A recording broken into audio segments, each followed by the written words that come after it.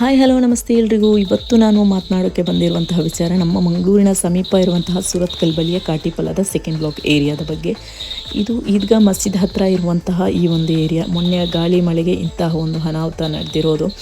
ಮನೆಯ ಹಿಂದೆ ಮುಂದೆ ಎಲ್ಲ ಮಣ್ಣು ಕುಸಿದಿರೋದ್ರಿಂದ ಇಲ್ಲಿಯ ಒಂದು ಪಂಚಾಯತ್ ವ್ಯವಸ್ಥೆ ಯಾವುದೇ ರೀತಿಯ ರೆಸ್ಪಾನ್ಸ್ ಮಾಡ್ತಾ ಇಲ್ಲ ಅಂತ ಇಲ್ಲಿಯ ಜನರು ಹೇಳ್ತಾ ಇದ್ದಾರೆ.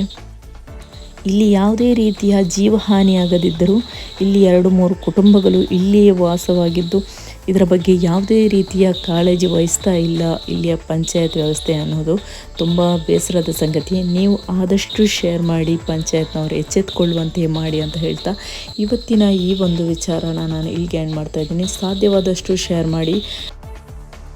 ಪಂಚಾಯತ್ ವ್ಯವಸ್ಥೆ ಈ ಒಂದು ವಿಚಾರದ ಬಗ್ಗೆ ಎಚ್ಚೆತ್ತುಕೊಳ್ಳಿ ಅಂತ ಹೇಳ್ತಾ ಇವತ್ತಿನ ಒಂದು ವಿಡಿಯೋನ ಎಂಡ್ ಮಾಡ್ತಾ ಇದ್ದೀನಿ.